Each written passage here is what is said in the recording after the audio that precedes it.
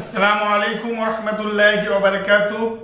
আজকে যে তিনটি হাদিস আপনাদের সামনে আমি পেশ করব, এই তিনটি হাদিস খুব গুরুত্বপূর্ণ হাদিস, যেটা আমরা আমাদের জীবনে অহরহ এই ভুলগুলো করেই থাকি।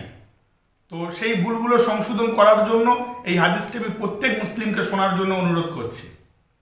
তো হাদিস নাম্বার 1, 1 নম্বর হাদিস হলো হযরত আবু হুরায়রা রাদিয়াল্লাহু তাআলা আনহু থেকে বর্ণিত। তিনি বলেন, নবী করিম সাল্লাল্লাহু আলাইহি ওয়াসাল্লাম বলেছেন, ইজারের বা পরিধেয় বস্ত্রের যে অংশ পায়ের গোড়ালির নিচে থাকবে সেই অংশ জাহান্নামে যাবে। বুখারী শরীফের হাদিস।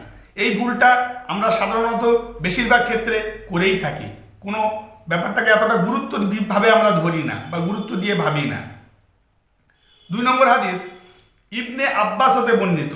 তিনি বলেন, নবী সাল্লাল্লাহু আলাইহি ওয়াসাল্লাম ওই সমস্ত পুরুষকে লানত করেছেন বা অভিসম্পদ দিয়েছেন বা অভিশাপ দিয়েছেন যারা নারীর বেশ ধরে, আর ওই সব নারীকে যারা পুরুষের বেশ ধরে।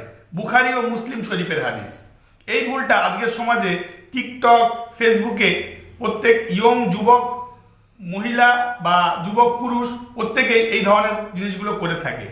পুরুষেরা মহিলাদের বেশ ধরে নাচানাচি করে, মহিলারা পুরুষের বেশ ধরে, জিন্স প্যান্ট শার্ট পরে তারা পুরুষের মতন ড্রেস করে অভিনয় করে। এগুলো খুবই খারাপ জিনিস। আল্লাহর রাসূল সাল্লাল্লাহু আলাইহি ওয়াসাল্লাম অভিশাপ দিয়েছেন। 3 নম্বর হাদিস হলো আবু সাঈদ আল খুদরি রাদিয়াল্লাহু তাআলা আনহু হতে বর্ণিত।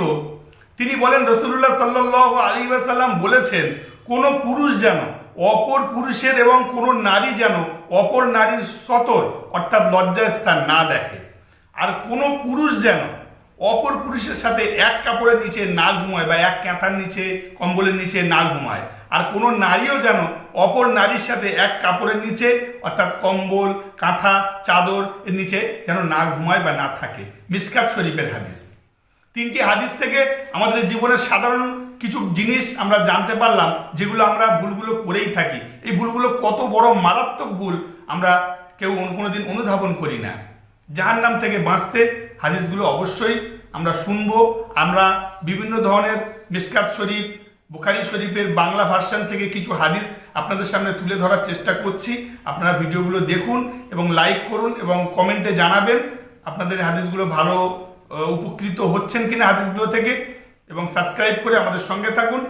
আমরা প্রত্যেক মুসলিম যেন সঠিকভাবে হাদিস কোরআন মেনে চলতে পারি। আল্লাহ আমাদের সেই তৌফিক দিক। আসসালামু আলাইকুম ওয়া রাহমাতুল্লাহি ওয়া বারাকাতুহু।